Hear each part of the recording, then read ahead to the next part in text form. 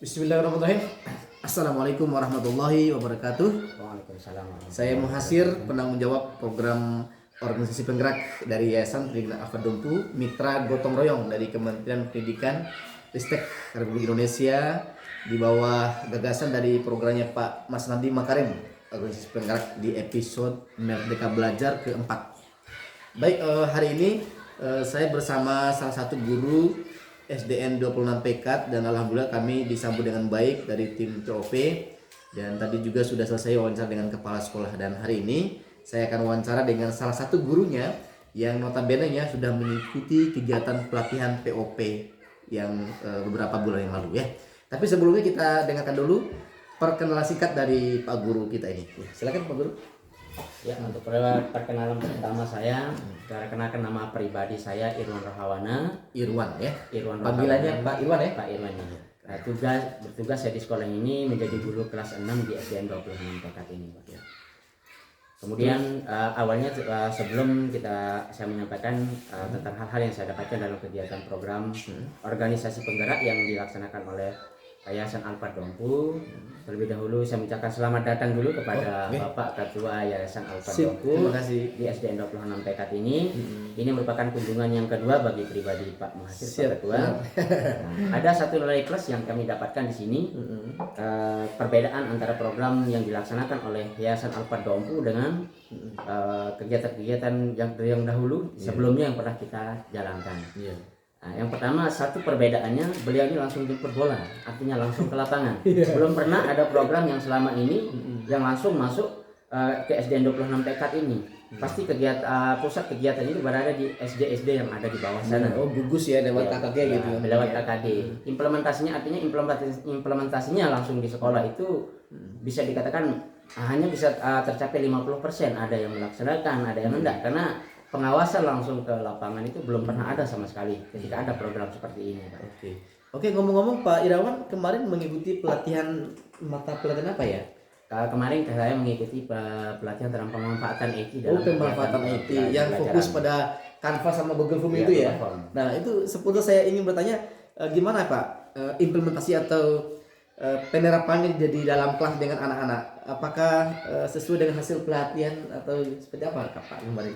Mungkin saya mohon izin saya sedikit bercerita dulu sedikit tentang IT ini. Alhamdulillah dari awal memang kita sudah mempelajari tentang bagaimana model pembelajaran abad ke-21 yang salah satunya ada STEM-nya itu kan. STEM, teknologi, engineering, art, and mathematics. Nah, alhamdulillah di dalam pelatihan seperti ini salah satu karakternya yang tentunya tujuannya di situ kan ada 4C-nya. Kolaborasi, komunikasi, kemudian critical thinking, kemampuan pola berpikir tingkat tinggi, kemudian kreativitas. Nah, itu semua kalau kita lihat anak yang lahir pada tahun 95 ke atas itu dilambangkan dengan generasi Z. Nah, perbedaan dengan generasi sebelumnya, generasi Z ini lihat dia lebih peka terhadap aplikasi-aplikasi. Ketika kita pada zaman dahulu sekolah di SD itu notabene pembelajarannya itu yang konvensional yang melalui ceramah. Itu bisa kita terima, bisa kita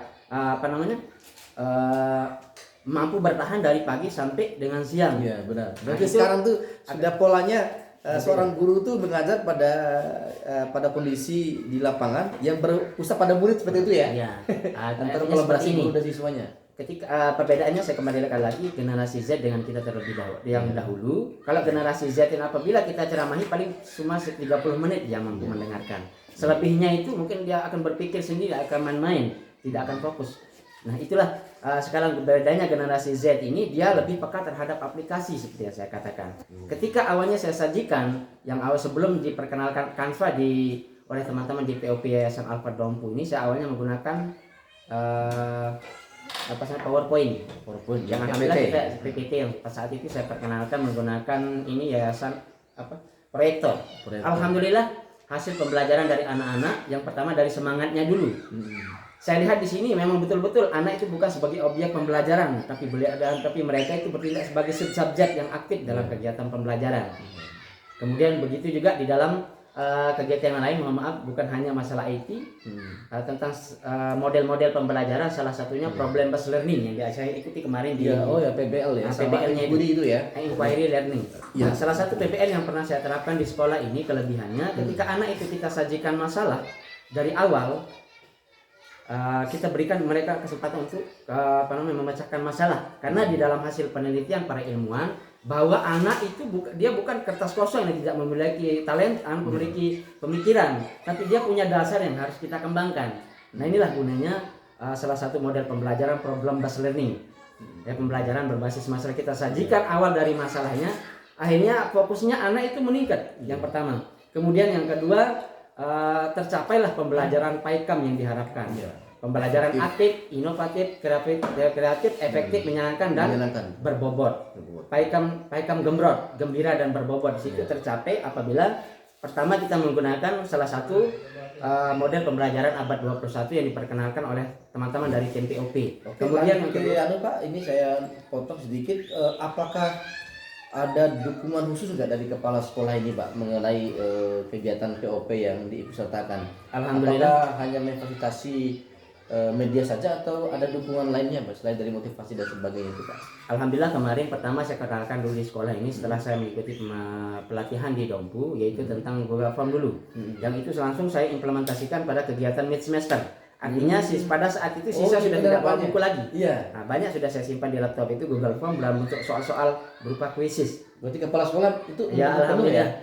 Setelah saya ada perubahan strategis gitu. Nah, itu beliau minta supaya kita ajarkan juga kepada teman-teman yang lain, nanti implementasikan ke teman-teman lain bagaimana model membuat soal menggunakan Google Form. Nah, itu untuk diimplementasikan dalam semua kelas. Begitu juga dengan Canva. Alhamdulillah saya coba buat dalam bentuk ya bisa dikatakan masih sederhana lah yang saya buat, bahasa itu yang saya bisa, tapi alhamdulillah juga teman-teman ini semua ingin belajar, semua berinisiatif untuk bisa ini, semua. Jadi apa namanya guru yang akan berluaskan ilmunya kepada teman-teman sebaya gitu ya. Insyaallah. Jadi tim gitu. Ya, jadi ada gerakan-gerakan yang dilakukan, Pak, di sini, kayak mungkin ada gerakan literasi atau gerakan karakter pengembangan diri yang dilakukan di sekolah ini. Ada yang terlihat, Pak. Apa contohnya, Pak? Pertama dari yang dulu pengembangan literasi numerasi dulu kan kita bahas sesuai dengan materi pelatihan yang kita ikuti di Dompu oleh sebagian teman-teman ini. Alhamdulillah sekarang sudah fokus kita cari siswa-siswa dari kelas 1 sampai kelas 6, kita data namanya. Mana siswa-siswa yang belum bisa mengenal huruf sama sekali, yang sudah bisa mengenal huruf, belum bisa menyambung dan seterusnya, yang berkaitan dengan literasi numerasi. Dan insya Allah menurut program Pak Kepala Sekolah ini pada semester tahun ajaran baru ini kita akan dibentuk tim khusus nanti yang menuntaskan literasi itu ya, literasi dan numerasi, baca terus hitung itu ya. Iya. Nah, insya Allah ke dalam tahun ajaran baru ini setelah libur semester kedua ini. Kalau dari bentuk pengembangan diri siswa atau bakat minat kreativitas atau mungkin dalam bidang keagamaan, apa yang sudah diterapkan di SDN 26 ya, Pak? Ya, selama ini apa contohnya? Kebagian masing-masing anak kan memiliki dia karakter khusus, memiliki kelebihan berbeda, khusus. Ada yang berbeda, kelebihannya dia lantunan suaranya itu bagus, tahfiz, itu kita tahfiz, azan dulu kita kembangkan kemarin. Kita lomba-lombakan juga di kegiatan kemah dari kegiatan segi-segi yang memiliki suara yang bagus. Berarti ekstrakurikulernya selain dari pramuka ada lagi nggak? Silat ada? Tari? Tidak ada, belum ada sama. Belum. Berarti hanya pramuka gitu. Di situ kita selipkan pengembangan diri anak. Ada yang dia pandai membaca puisi, kita memang ada bakat dari awalnya kita lihat, hanya kita bimbing secara khusus dia yang memiliki bakat-bakat seperti itu. Jadi ini Pak Irawan ini bisa menjadi leader dari teman-teman untuk di media pemimpin pembelajaran gitu ya, pemimpin pembelajaran berkarakter gitu. Dan ada nggak Pak Irawan melihat teman-temannya yang sudah mulai mengikuti jejaknya Pak Irawan untuk bisa membantu agar mengajar KBM di kelas itu berfokus pada murid gitu? Ada nggak terlihatnya? Alhamdulillah sudah hampir sudah 80% sudah kita coba semua kan. Artinya pembelajaran itu kita berpusat pada murid. Jadi subjeknya itu murid, bukan objeknya lagi. Sasaran utamanya gitu ya. Iya, Pak. Yang tidak selalu berfokus mengajar di dalam kelas. Kalau mungkin ada yang anggap bahwa kelas itu sebagai penjara bagi mereka. Jadi mereka butuh keluar ya, gitu. Belajar di luar untuk melihat bagaimana alam itu dan perkembangannya dan sebagainya. Oke, sebagai closing statement Pak Irawan, ada harapan khusus bagi generasi-generasi kita atau pengambil kebijakan pemerintah kita di program Merdeka Belajar ini? Ya, terima kasih Pak Ketua Yayasan Alphard Kabupaten Dompu. Ya. Yang pertama harapan saya, ketika awalnya saya mengikuti kegiatan POP ini, alhamdulillah ternyata di sini saya bisa memperdalam lagi ilmu yang pernah saya miliki. Tentunya yang berkenaan dengan pendidikan yang sesuai dengan karakter pembelajaran abad 21 ini. Ya. Nah, seperti yang saya katakan tadi, model-model pembelajaran, character building dan seterusnya itu, assessment. Nah, itu tentunya sesuai dengan tuntutan perkembangan ilmu pendidikan yang sudah diimplementasikan di Indonesia.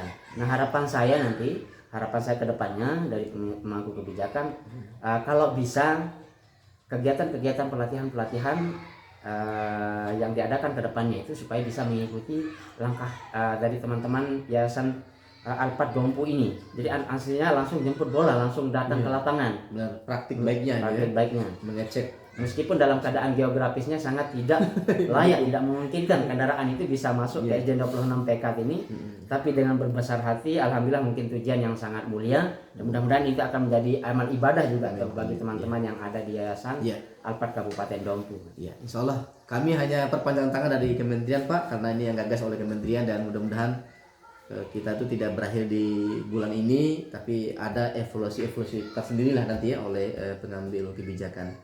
Kami juga dari Yayasan mengucapkan terima kasih atas apresiasi yang baik dari SDN 26 PK ini. Mudah-mudahan ini menjadi amal jariah dan bermanfaat lah dalam pengembangan peningkatan mutu pendidikan kita di sini ya. Oke, terima kasih banyak nih. Iya, sama-sama. Pak, bisa difoto nih Pak sekali. Jadi Pak Irawan ini sahabat baik kita dan sahabat anak yang ada di SDN 26 ini. Saya selaku pimpinan di Yayasan ini Pak menitip kepada Pak Irawan, generasi-generasi bangsa kita ini untuk lebih cerdas seperti Pak Irawan ya. Oke. Yayasan Alphard Dompu ini Pak sudah mulai bergerak untuk melakukan perubahan gitu ya. Sama-sama kita bisa.